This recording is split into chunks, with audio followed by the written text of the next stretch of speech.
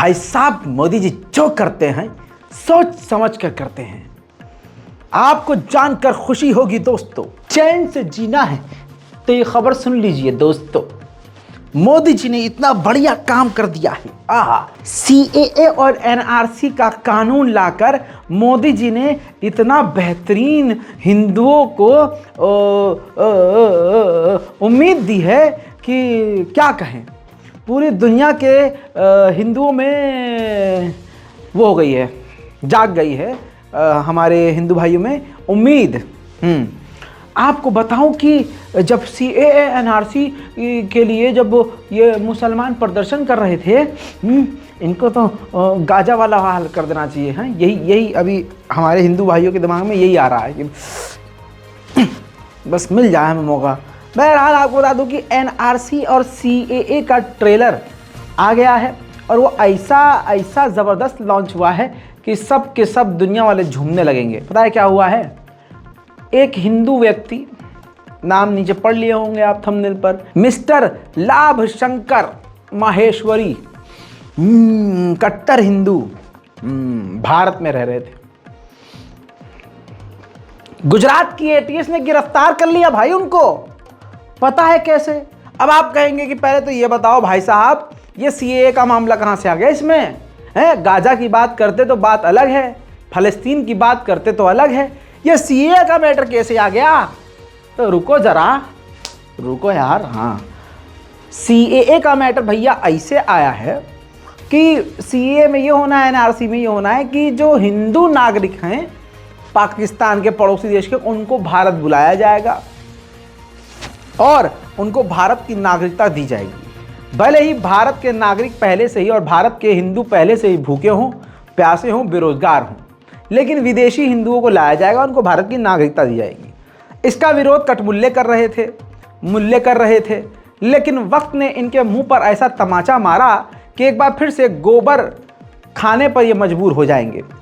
जिस बंदे की मैं बात कर रहा हूं, मिस्टर लाभ शंकर माहेश्वरी की, सन 1999 में अपनी बीमार पत्नी को लेकर ये भारत आया था और भारत आने के बाद ये इलाज करवाने लगा। उस बहाने से ये काफ़ी लंबे समय तक यहीं रहने लगा। पत्नी को जो है भारत की नागरिकता मिल गई, धीरे धीरे ये भी यहीं बस गया। हालांकि लाभ शंकर का ज़्यादातर परिवार पाकिस्तान में था, लेकिन भारत की नागरिकता मिल गई थी तो यहाँ पर ये खुश था।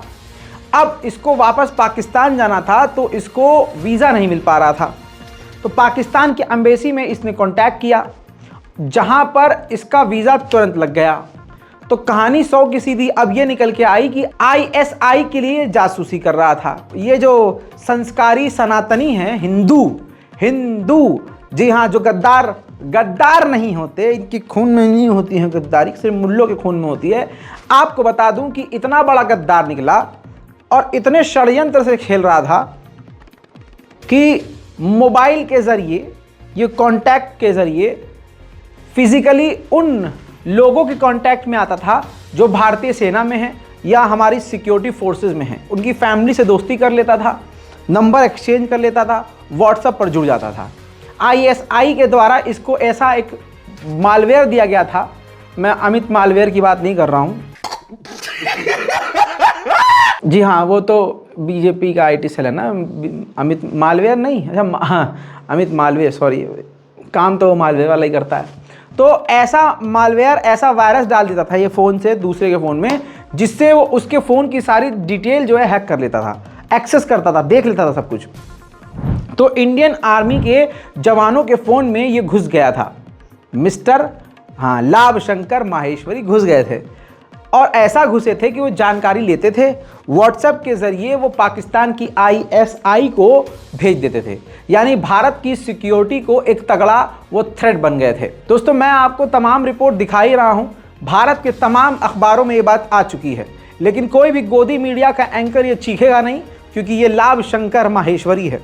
कोई मुल्ला होता तो मोदी जी खुद चीखने लगते, भाजपा का एक एक नेता खुद चीखने लगता। दोस्तों, इसके अलावा एटीएस गुजरात ने जब गिरफ्तार किया है तो बताया है कि कई सारी सेंसिटिव जानकारियां इसने लीक की है, लेकिन एक मुद्दा बड़ा अहम है। जो ध्यान देने वाली बात यह है, क्योंकि इस्लामोफोबिया फैल रहा है और यहाँ पर आपको बताना है कि बड़े बड़े देश के गद्दार किस तरह से मुसलमानों को बदनाम करते हैं। दोस्तों, आज तक की रिपोर्ट में क्लियर लिखा है कि जिस सिम का वो इस्तेमाल कर रहा था वो सिम मोहम्मद सकलैन के नाम पर रजिस्टर थी, और वो सिम जिस मोबाइल में डाला गया था वो मोबाइल असगर मोदी के नाम पर रजिस्टर था। एक मिनट, मोदी यहां पर भी, अरे राहुल गांधी की सदस्यता चली गई थी। अरे सॉरी ला, कोई कॉपीराइट थोड़ी ना लगेगा। इसका भी नाम असगर मोदी। मैं जानना चाहता हूं असगर मोदी के बारे में। एटीएस से मेरी हाथ जोड़कर विनती है, मेरे को बताओ भाई साहब, ये इसके पिता का नाम क्या है, मोदी से क्या कनेक्शन। बहरहाल मेरे दोस्तों, कहने का मतलब ये है कि इलीगल एक्टिविटी करने के लिए सिम भी मुसलमान के नाम पे और मोबाइल भी मुसलमान के नाम पे, और सिम और फ़ोन जो है इसको फिजिकली जो है कहीं और किसी और इलाके में डिलीवर होते हैं। उसके बाद ये पूरा षड्यंत्र रच रहा था, पूरा खेल चल रहा था। गुजरात की एटीएस ने फिलहाल इसको गिरफ्तार कर लिया है। दोस्तों, इसका मुंह भी पता है क्यों छुपा हुआ है? आंखें छुपाई हुई हैं। वो छुपाई हुई इसलिए क्योंकि मुसलमान नहीं है। इसको हर जगह जो है छुपाओ, अपना है, अजी अपना है, सनातनी। ये असली गद्दार हैं। ये पहला नहीं है, ये तो फिर भी पाकिस्तानी था। हाँ, पाकिस्तानी मूल का था, तभी तो CAA-NRC की बात कर रहा हूं। पाकिस्तानी मूल का था, इसको भारत आना पड़ा, और जब भारत आया तो ये यहीं बस गया। अब CAA किस बात पर आया? जब मोदी जी CAA-NRC लेके आएंगे, जरूर आएंगे, तो होगा ये कि इसकी गारंटी कौन ले कि कौन ISI का जासूस नहीं होगा। सवाल है भाई साहब। यहाँ के हिंदू कह रहे हैं, भारत के हमारे भाई, उनको नौकरी देंगे, रोजगार देंगे, और खुद करे जा रहे हैं। खुद की नौकरी नहीं है, बेरोजगार है, नारेबाजी कर रहे हैं हर जगह। हिंदू संगठनों में जाकर रैली लगा रैलियों में जाके। अब सवाल ये है कि भाई ये बताओ, ये जो लाभ शंकर माहेश्वरी है, ऐसा कोई और नहीं आएगा पाकिस्तान से, इस बात की गारंटी क्या है? तो फिर मैं मोदी सरकार से अनुरोध करूंगा कि आपका CAA-NRC का ये जो ट्रेलर रिलीज हुआ है, ये पूरी तरह फेल है।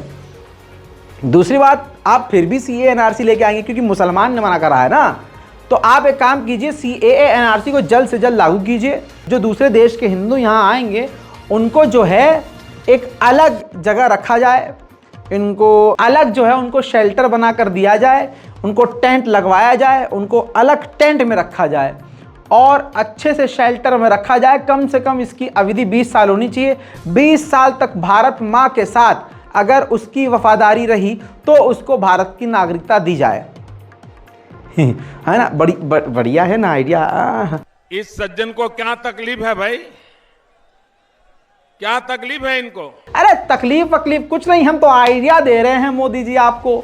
तो आप एक काम कीजिए, ये 20 साल वाला रखिए। भारत माँ के साथ कोई गद्दारी कर दे ऐसे इतना हल्का तो कानून नहीं होना चाहिए। वो जो पाकिस्तान या दूसरे देशों से हिंदू हमारे आएंगे भैया, वो यहाँ पर आके खूब 20 साल तक रहें। रोज तीनों टाइम वो जो नारे लगवाते हैं आप, वो नारा लगाएं, जिन नारों को लगाकर इलाके में जो है सब कुछ करते हैं, आग लगाना, मुसलमानों को नीचा दिखाना, मस्जिद पर पत्थर चलवाना, है ना, ये ज़रूरी है। और इसके साथ साथ जो है उनको 20 साल तक मोदी जी का कट्टर भक्त होना चाहिए। और ये सभी पड़ताल करने के लिए एक एजेंसी होनी चाहिए जो चेक करे कि हाँ ये सारे काम कर रहे हैं कि नहीं, ये जो बाहर से आए हैं। तो इसके बाद जो है हाँ उनको भारत की नागरिकता दी जानी चाहिए। क्या कह रहे हो, इतना लंबा प्रोसेस दे दिया है ससुरे, इससे अच्छा आएंगे ही नहीं। जैसे हाल हुआ है, ये जो कांड हुआ है, ये अपने में एक बड़ा सवाल है। आपको क्या लगता है मित्रों, बताइए। जय हिंद।